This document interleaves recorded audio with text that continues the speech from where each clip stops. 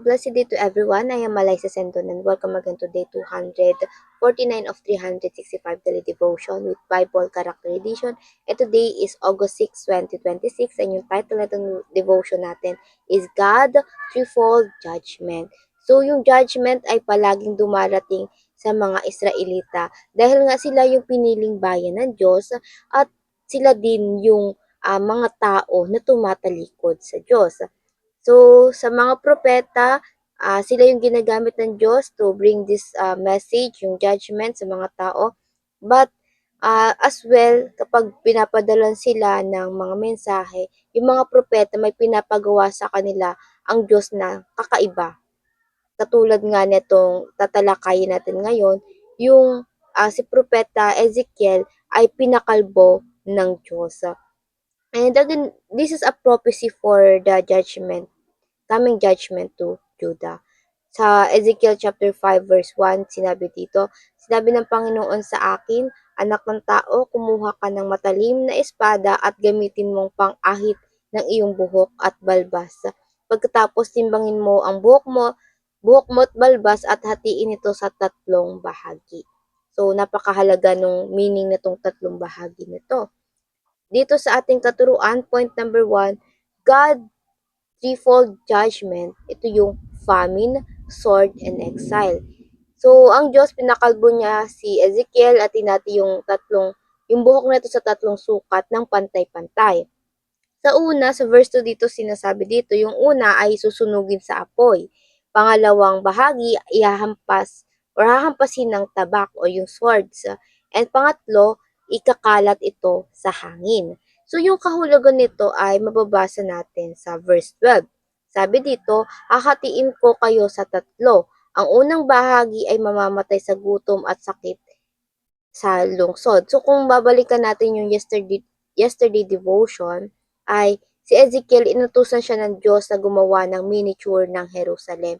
At ayun nga, papalibutan ito ng mga kalaban. At ayun yung ginawa sa Jerusalem mismo. Pinalibutan sila, so nagkaroon ng sieging, and ayun yung nagdulot ng severe famine sa Jerusalem. At sabi din dito, ang ikalawang bahagi ay mamamatay sa labas ng lungsod sa pamamagitan ng espada. So yung matitira mula sa famine na yon ay papatayin gamit ang espada. At ang ikatlong bahagi ay pangangalatin ko sa buong daigdig at patuloy kong uusigin. And this is the exile. So these are the people who will be in exile, yung dadalhin sa Babylon. And pangat, pangalawa sa ating katuruan, God's threefold blessing are, kung may judgment, syempre meron ding blessing. Ito nga yung abundance, victory, and inheritance. Now, if there is a judgment, meron din namang blessing. At ito ay para sa mga taong sumusunod, tapat na sumusunod sa Diyos, may obedience. And all prophet, ang pinaghuhugutan nila nito ay yung nakasaad sa Deuteronomy chapter 28. Ito kasi pinahayag ng Diyos kung anong mangyayari sa mga taong susunod sa Kanya. Ito nga yung blessing, bibigyan sila ng blessing. And yung hindi susunod sa Kanya ay makakatanggap ng judgment. So, this is what Ezekiel obedience means, yung ginawa niyang pagsunod sa Diyos, yung nagpakalbo siya. The three separate same measure of his hair, ayun yung makaka-receive ng judgment. Ito yung famine, swords, and exile. And the small number remaining sa kanya ay ito yung halimbawa ng mga taong tapat sa Diyos na nasama sa exile. Ito sila Jeremiah, si Ezekiel, yung tatlong tao na hindi sumunod na lumuhod doon sa image ni Nebuchadnezzar. Sila yung iingatan ng Panginoon. And pangatlo sa ating katuruan, God's requirements are love, obedience, and faithfulness. Mukhang madali, pero syempre, hindi ito kasing dali ng iniisip lang natin. There is a requirement because people and God meron covenant, which is yung ito nga sa mga Israelita, naging mahirap ito sundin because they have to do it with their own strength through the law. May batas kasing binigay sa kanila. Ito nga yung batas ni Moses. But iba na sa atin ngayon. kung sa kanila hirap silang sumunod dahil ginagamit nila ang sariling lakas, tayo dahil kay Jesus Christ, hindi na tayo under ng old covenant na ito, kundi sa new covenant. Ano ba ito? Kaya sa ating pagsasabuhay, ito yung number one, understand the new covenant established through Christ's blood. Dahil sa ginawa ni Kristo sa krus ng Kalbaryo, tayong lahat ay nakatanggap ng Holy Spirit. At itong Santong Espiritu na ito ang siyang naguudyok sa atin na o nagtutulak sa atin na sumunod sa kalooban ng Diyos. Ito yung nagko-convict sa ating mga puso. Hindi hindi papayag ang Diyos na hindi tayo makasunod sa kanyang kalooban.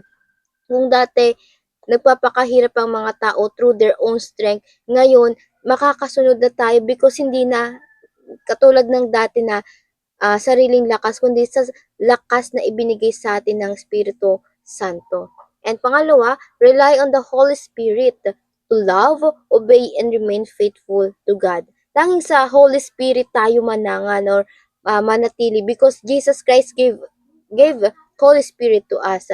Pinatunayan niya sa Old Testament na walang sinumang tao ang kaya makasunod sa kalooban ng Diyos.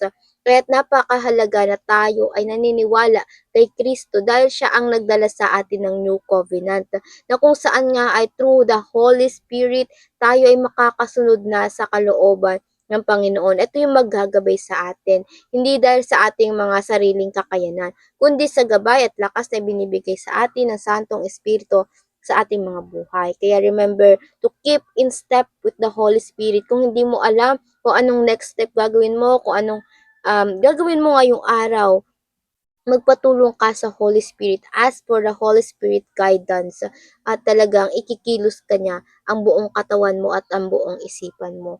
And pangatlo, receive God threefold blessing through Christ Jesus.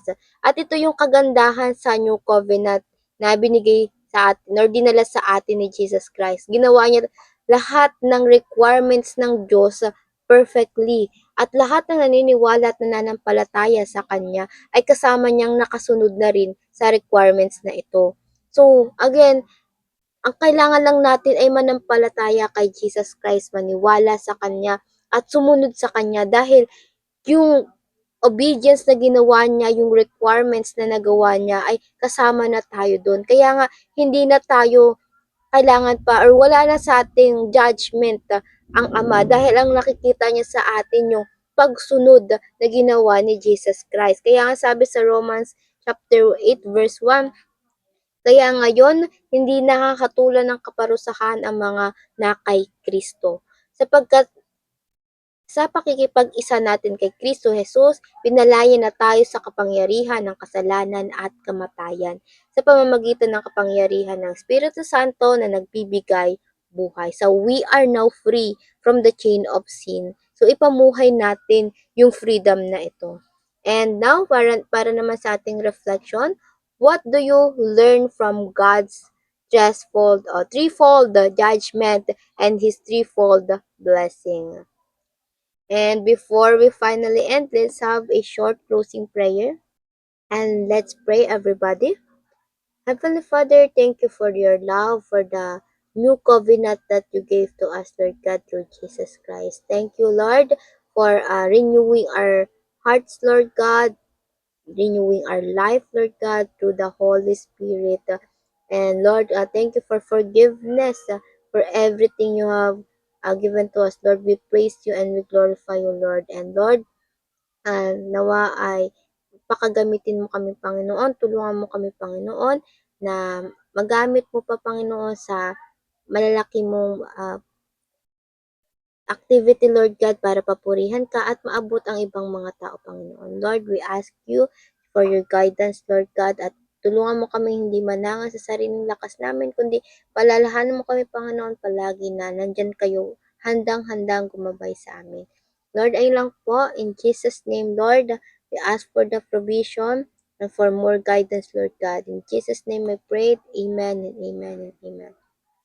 At ayun lang po, I hope marami tayong natutunan at matututunan pa. And I pray na sama-sama sana tayo na magupara sa Panginoon.